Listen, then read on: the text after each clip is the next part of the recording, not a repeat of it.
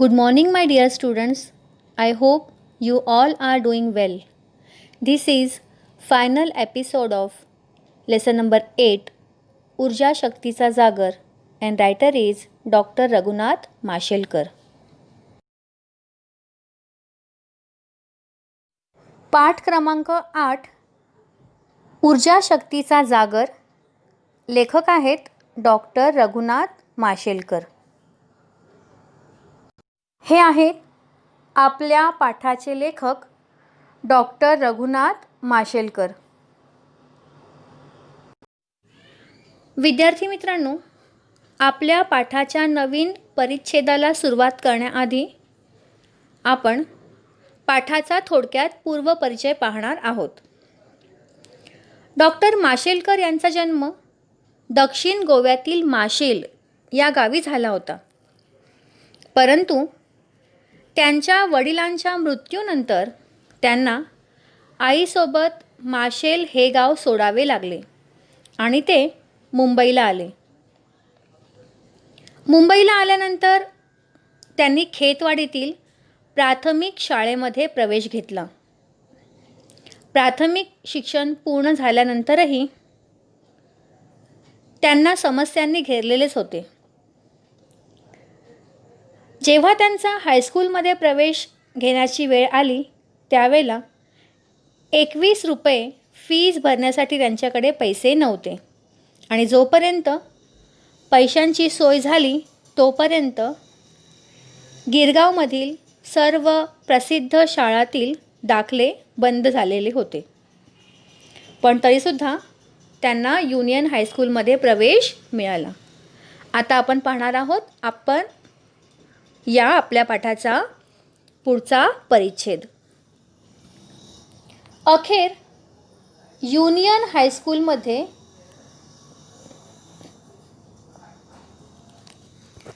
मला प्रवेश मिळाला आणि माध्यमिक शिक्षणाचा पुढील टप्पा सुरू झाला.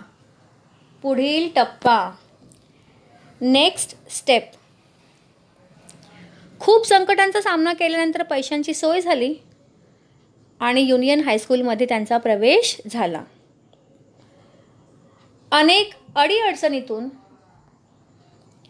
मी जमेल तेवढा अभ्यास करत होतोच. समस्या खूप होत्या. आर्थिक परिस्थिती खालावली होती. घर के हालात ठीक नहीं थे.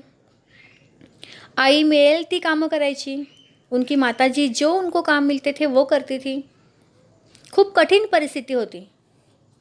पण त्या छोट्याशा खोलीतील जागा अपुरी पडायची. अपुरी, इनसफिशियंट, कमी पडायची. अतिशय लहान अशी ती खोली होती आणि त्या खोलीमधलं जे वातावरण होतं ते वातावरण अभ्यासाला पोषक असं नव्हतं. तर ही खोली अतिशय लहान होती. अभ्यासाला पूरक वातावरण नव्हतं. पूरक, पोषक, सपोर्टिव्ह. तर असं ठिकाण कि ज्या ठिकाणी आपलं अभ्यासात मन लागेल, ऐसी जगह कि जहाँ पे हम लोग दिल लगा के पढ़ सकते हैं, ऐसी वो जगह नहीं थी. बहुत छोटा सा कमरा था, लेकिन फिर भी माशेलकर जी बहुत दिल लगाकर पढ़ने की कोशिश करते थे. मात्र त्याही वातावरणात मी जिद्दीने अभ्यास करत राहिलो. पण त्यांनी अभ्यास करण्याची जिद्द मात्र अजिबात सोडली नाही. अतिशय मनापासून ते अभ्यास करत होते. कारण त्यांना आपल्या आईची चिंता होती, अभ्यासाची ओढ होती आणि संकटातून मार्ग काढण्याची जिद्द होती. आणि परीक्षेत चांगलं यश मिळत गेलं. भले आर्थिक परिस्थिती खराब होती, खूप सारी संकटे होती, अभ्यासाला पोषक असं वातावरण नव्हतं, तरी देखील अतिशय मन लावून अभ्यास करण्याचा परिणाम की त्यांना परीक्षेत चांगले गुण मिळत होते. बहुत मेहनत कर रहे थे, मुसीबतों का सामना कर रहे थे. अपनी माताजी के कष्ट वो जानते थे और इसीलिए परीक्षाओं में अच्छे गुण उनको मिलते चले गए. या युनियन हायस्कूलमधले शिक्षक त्यांची सेवाभावी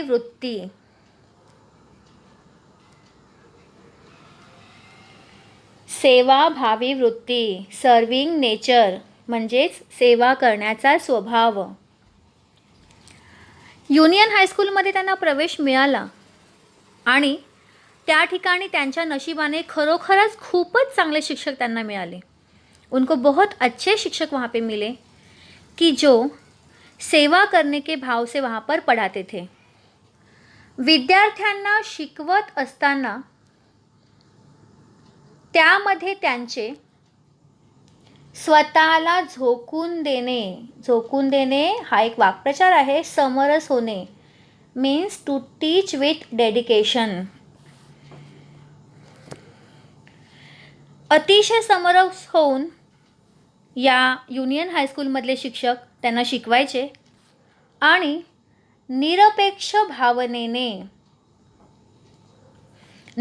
भावना म्हणजेच कोणतीही अपेक्षा नसलेली भावना मीन्स सेल्फलेस नेचर. अतिशय निस्वार्थी भावनेने हे शिक्षक शिकवायचे. निरपेक्ष भावनेने केलेले मार्गदर्शन यामुळे माझ्या केवळ शालेय अभ्यासाचाच पाया पक्का झाला असं नाही. पाया म्हणजे बेस किंवा फाउंडेशन.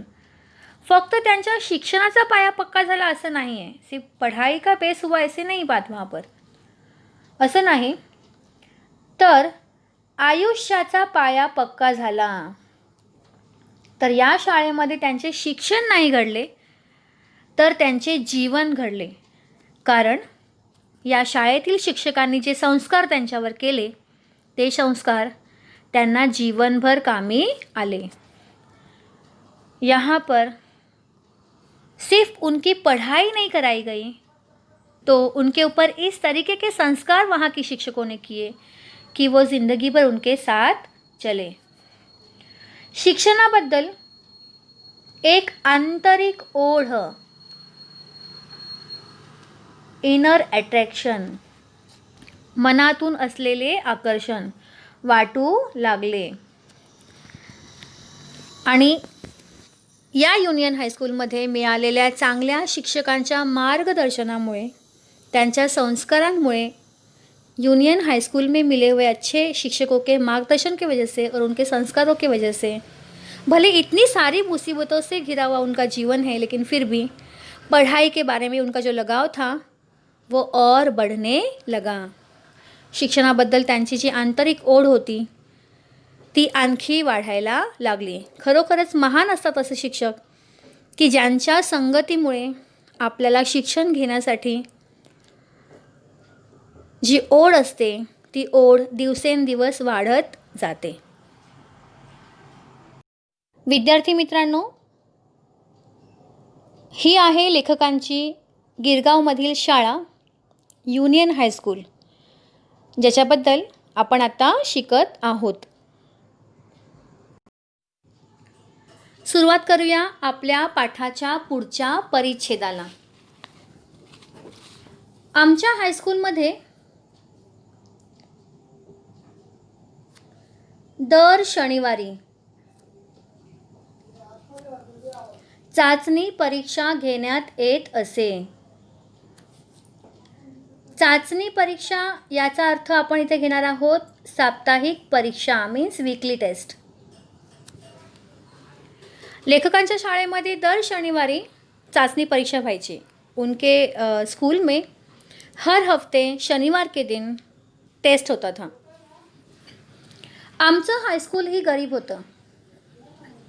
जशी त्यांची परिस्थिती बिकट होती तसं हायस्कूलची परिस्थिती देखील इतकी चांगली नव्हती. शाळासुद्धा गरीब होती. स्कूल भी बहुत खराब हालात में था. त्यामुळे उत्तर पत्रिका घरून न्यावी लागायची. उत्तर पत्रिका आन्सर शीट घरून न्यावी लागायची. म्हणजेच उत्तर पत्रिका त्यांना घरातून घेऊन जावी लागायची. उनको जो आन्सर शीट है वो घर से लेके जाने पड़ते थे. त्यावेळी तिची किंमत फक्त 3 पैसे असायची.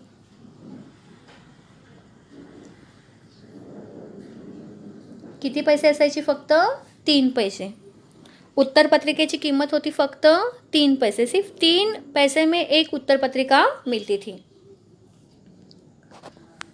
आपल्याला कदाचित पटणार नाही. न पटणे, मान्य न करणे. म्हणजे इथं लेखक म्हणतात कदाचित तुम्ही ही गोष्ट मान्य करणार नाही, शायद आप ये बात मानोगे नहीं, लेकिन पण तेव्हा दर आठवड्याला हे 3 पैसे उभे करताना, मतलब हर हफ्ते ये 3 पैसे खड़े करते वक्त करताना देखील माझ्या आईच्या डोळ्यात पाणी उभं राहायचं. म्हणजे इतकी वाइट परिस्थिति होती, इतनी खराब हालत थे कि उस वक्त सिर्फ 3 पैसे जमा करने के लिए उनकी माँ की आँखों में आंसू आते थे. एवढे त्या माऊलीला कष्ट करायला लागायचे. आजही हे आठवलं, आज भी ये सब अगर मुझे याद आया की माझ्या अंगावर काटा उभा राहतो. हा एक वाक्प्रचार आहे. अंगावर काटा उभा राहणे, अतिशय भीती वाटणे.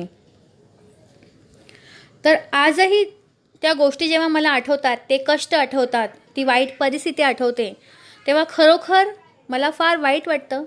आणि आजही त्या परिस्थितीला आठवून मला भीती वाटते, असे या ठिकाणी लेखक म्हणतात की आज वो हालात मैं याद करता तो मुझे बुरा तो लगता ही, लेकिन मुझे आज भी उस हालात से डर लगता है. तिने माझ्यासाठी प्रचंड कष्ट केले. उनकी माताजी ने उनके लिए बहुत मेहनत की, कष्ट किए, पडेल ते काम केले. हा एक वाक्प्रचार आहे. पडेल ते काम करणे म्हणजे कोणतेही काम करणे. To be ready to do any work. बिचारे त्यांची आई पैसे मिळवण्यासाठी, आपल्या मुलाचे शिक्षण पूर्ण करण्यासाठी, मतलब अपने बेटे के पढ़ाई को पूरा करने के लिए, पैसे कमाने के लिए जो मिलेगा वो काम करती थी.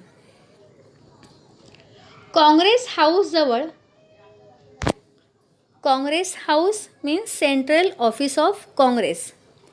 काँग्रेस हाऊसजवळ काही काम मिळणार आहे. काँग्रेस ऑफिस के पास कुछ तो काम मिलेगा असं समजल्याने ती एकदा तिकडं गेली. उनकी माँ काँग्रेस ऑफिस के पास गई. रांगेत उभी राहिली. रांग क्यू किंवा लाईन. रांगेत उभी राहिली बिचारी. तशीच ताटकळणे वाक्प्रचार आहे. वाट पाहणे. Waiting for long time. खूप वेळ वाट पाहणे. काँग्रेसच्या कार्यालयामध्ये काहीतरी काम मिळणार आहे असे समजल्यानंतर खूप सारे स्त्री पुरुष त्या ठिकाणी काम मिळवण्यासाठी गेले होते. बहुत सारे लोग वहाँ पे काम के लिए गए थे और उस लाइन में उनकी माताजी बहुत समय तक इंतज़ार करती हुई खड़ी थी. पण त्यावेळी तिला सांगण्यात आलं की फक्त तिसरी किंवा त्यापेक्षा अधिक शिकलेल्यांना, मतलब 3rd स्टँडर्ड या उससे ज़्यादा पढ़े लिखे वालों को काम दिलं जाईल. काम दिया जाएगा. म्हणजेच त्या ठिकाणी शिक्षणाची अट होती. वहाँ पर पढ़ाई की एक शर्त थी कि 3rd स्टँडर्ड या उससे ज़्यादा पढ़े हुए लोगों को ही वो काम मिलेगा. हे ऐकून अर्थातच ऑब्वियसली ती नाराज झाली. निराश झाली बिचारी. नाराज हो गई वो. घराकडं मागं फिरली. पुन्हा आपल्या घरी आली. त्याच वेळी तिने ठरवलं, लेकिन उसी वक्त उसने डिसाइड किया. तिने ठरवलं. काय ठरवलं बघा? मी माझ्या मुलाला खूप शिकवीन, कारण शिक्षणाशिवाय या जगात मान नाही. मान म्हणजे सन्मान. ही खूप मोठी गोष्ट आहे. आणि ह्या ठिकाणी लेखकाच्या आईमध्ये असलेला खूप मोठा गुण आपल्याला दिसून येतो की त्याची आई कधीही हार मानत नाही. उसकी माँ कभी भी हार नहीं मानती है. चाहे मुसीबत कितनी भी बड़ी क्यों न हो, उसने तभी ठान लिया कि मैं मेरे बेटे को बहुत पढ़ाऊंगी, क्योंकि पढ़ाई के बिना यहाँ पर कोई सन्मान नहीं मिळता. मी माझ्या मुलाला खूप शिकवीन, कारण शिक्षणाशिवाय या जगात मान नाही. आणि म्हणून विद्यार्थी मित्रांनो, हे जे आपले लेक्चर्स आता चालू आहेत ते लॉकडाऊनमध्ये चालू आहेत. भले आपण ऑनलाइन शिकतो आहोत, फार वाइट परिस्थिति है, बहुत बुरे हालात हैं, लेकिन आपको भी हार नहीं माननी है, क्योंकि यहाँ पर माशेलकर जी की माता, जो कि ज़्यादा पढ़ी लिखी नहीं थी लेकिन समझदार थी, जिसने अपने बेटे को एक वैज्ञानिक बनाया. तर अशी आई एवढा उच्च विचार ठेवते, ऐसी एक सादी माता जी अगर इतना बड़ी सोच रखती है, तो हम क्यों हार माने. तुम्हाला सुद्धा प्रत्येक गोष्टीचा विचार करून आपले शिक्षण पूर्ण करण्याची जिद्द दाखवली पाहिजे.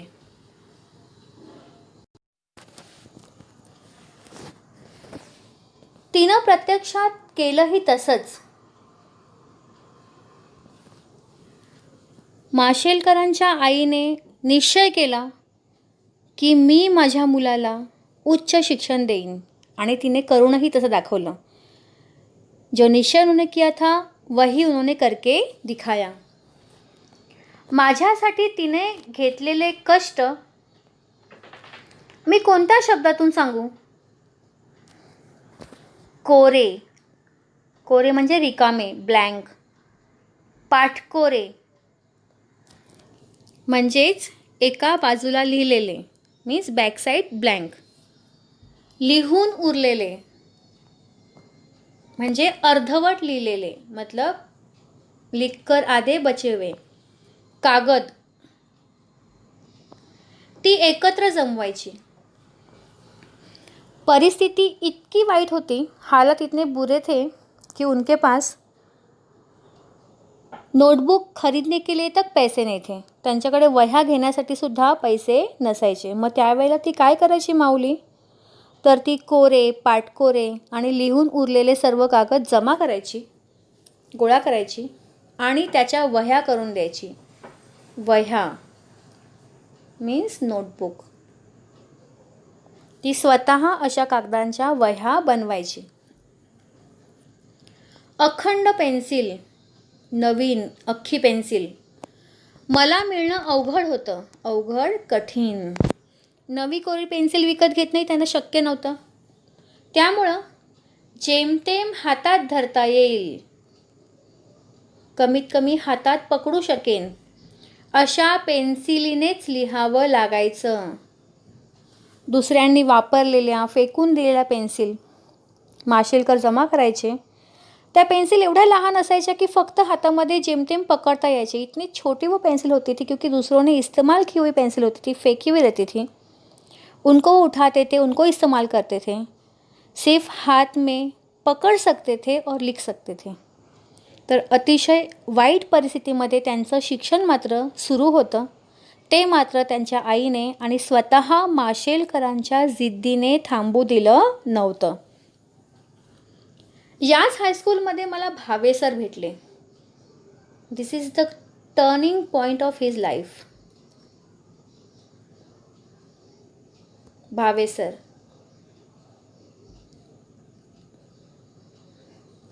भावे सर हे माशेलकरांच्या जीवनातील प्रेरणास्थान ठरले. ते आम्हाला भौतिकशास्त्र शिकवायचे. भौतिकशास्त्र, फिजिक्स. ते भौतिकशास्त्र शिकवत.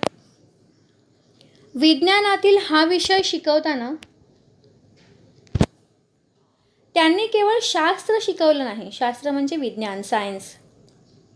त्यांनी भौतिकशास्त्र शिकवताना या फिजिक्स पढ़ाते वक्त सिर्फ सायन्स नहीं पढ़ाया, फक्त त्यांनी शास्त्र शिकवलं नाही, तर त्या विषयाची गोडी लावली.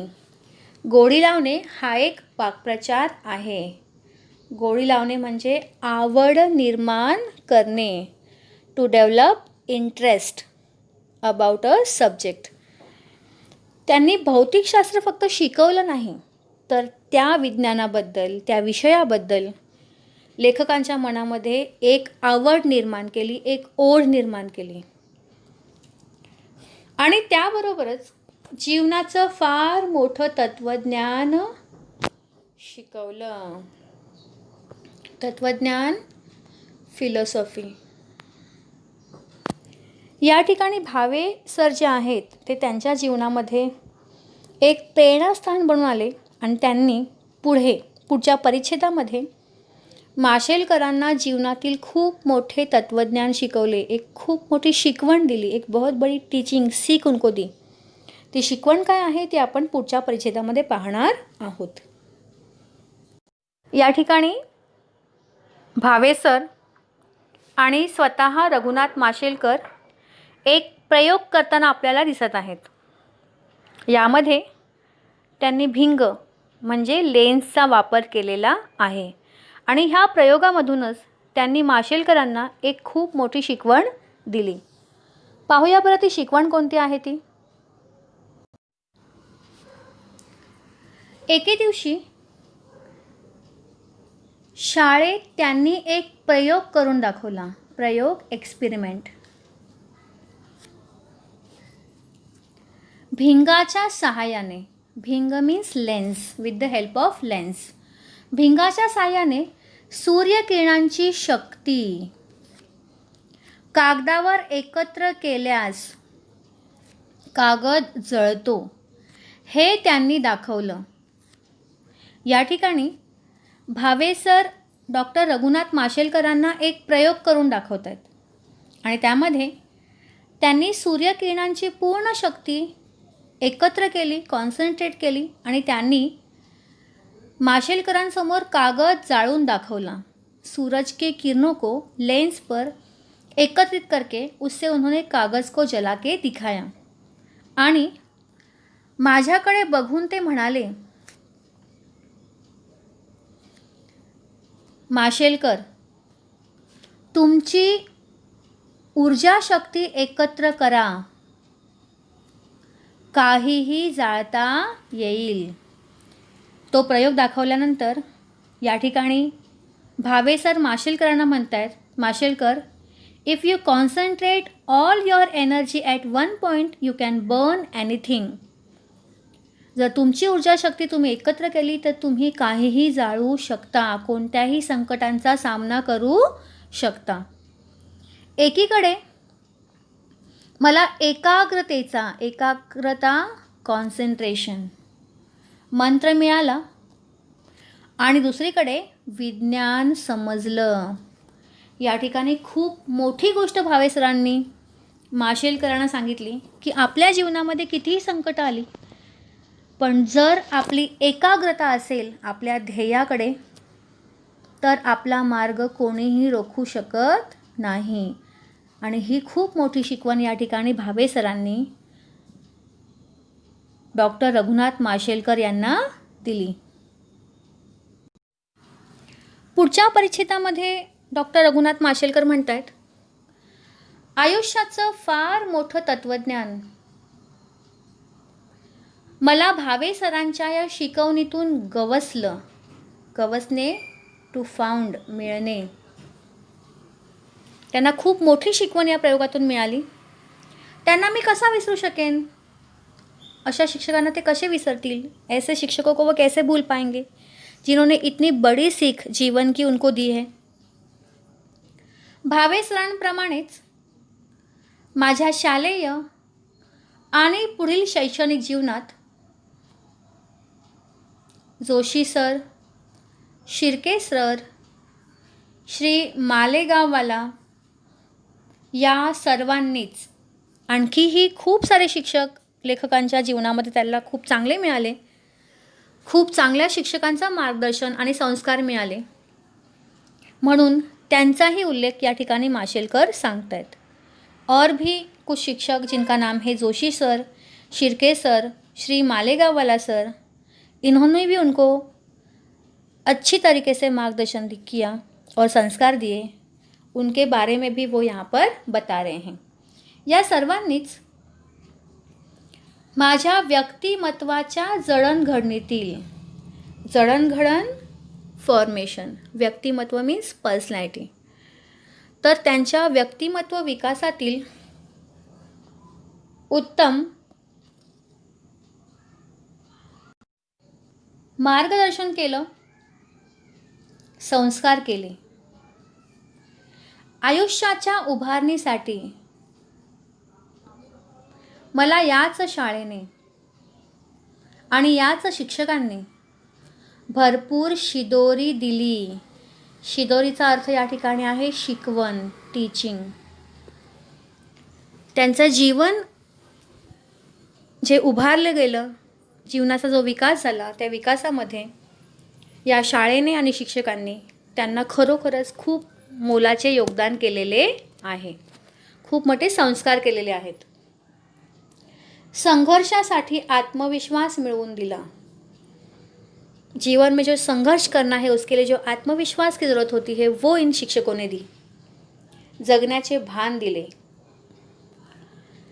जीने की उम्मीद दी, जगण्यासाठी आशा दिली. आजही फिरून ते शाळेचे दिवस आठवताना एकीकडे प्रचंड दारिद्र्य गरिबी सामना करतानाचे क्षण आणि क्षण आठवतात. आज भी लेखक कहते हैं, जब मैं स्कूल के दिनों को याद करता हूँ तो मुझे याद आता है वो हर एक पल जब मैं गरीबी के साथ लड़ रहा था.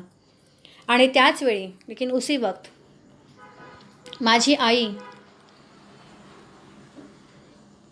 माझे शिक्षक आणि माझी शाळा हे माझे संस्कार केंद्र.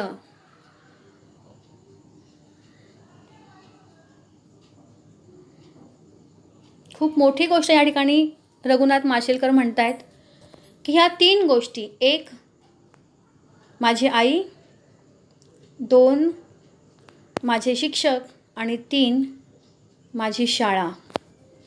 खरोखर ह्या 3 गोष्टी आपल्या जीवनामध्ये अतिशय महत्त्वाच्या असतात आणि त्यांचं महत्त्व आपल्याला शाळा सोडल्यानंतर जास्त जाणवतं.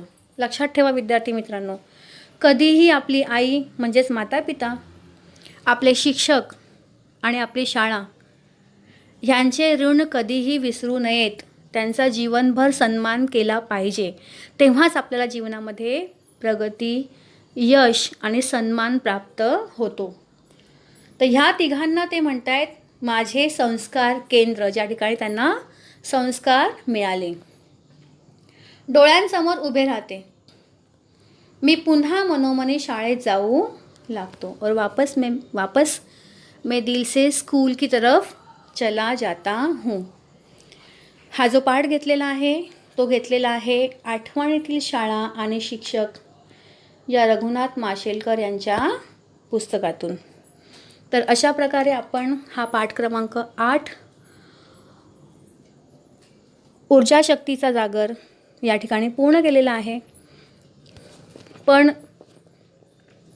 पुन्हा एकदा हा पाठ शिकवताना मला माझी शाळा, माझे शिक्षक खरोखरच मनापासून फार आठवत आहेत आणि हे जे माझं लेक्चर आहे मी त्यांना समर्पित करते. म्हणून त्यांच्या छोट्याशा आठवणी मला पुन्हा एकदा तुमच्यासमोर या ठिकाणी जागृत करायच्या आहेत.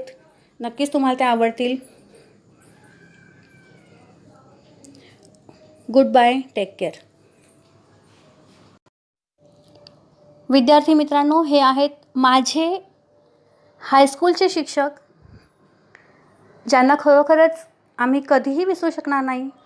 त्यांनी आमच्यावरती खूप चांगले संस्कार केले, मार्गदर्शन केले आणि आम्हाला घडवण्यात खूप मोठा यांचा मोलाचा वाटा आहे. या आहेत माझ्या सगळ्यात आवडत्या शिक्षिका पाटील मॅडम, ज्यांच्या हातामध्ये तुम्हाला एक बुके दिसतोय.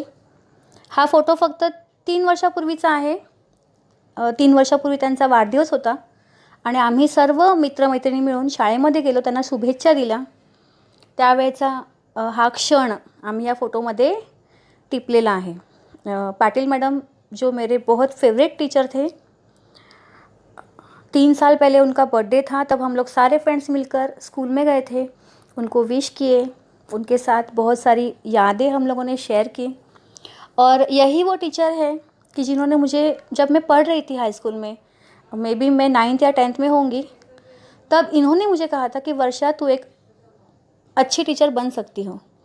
आणि खरोखरच मला खूप अभिमान वाटतो अशा शिक्षकांचा की जे विद्यार्थ्यांच्या गुणांना पारखतात, उनके अंदर जो क्वालिटीज़ है उनको पहचानते हैं और उनको गाईड करते हैं. खरोखर धन्यवाद पाटील मॅडम, तुम्ही जे मार्गदर्शन आम्हाला केलं त्याबद्दल. शेवटी सर्वात जास्त आणि मनापासून धन्यवाद. काही शिक्षक असे असतात की जी आपली प्रेरणा असतात, सन्मान असतात, आपल्यासाठी आदरणीय असतात आणि ते आपल्यामध्ये राहून नेहमीच परिस्थिती कशी असो, चांगली असो, वाईट असो, आपला साथ देतात. अशांपैकी एक म्हणजे आपल्या शाळेचे सर्वेसर्वा डॉक्टर असदुल्ला खान सर. धन्यवाद. तुम्हीसुद्धा आमच्यासाठी, माझ्यासाठी एक प्रेरणास्थान आहात आणि असेच आपले कार्य पुढे चालत राहू दे हीच ईश्वरचरणी प्रार्थना. धन्यवाद.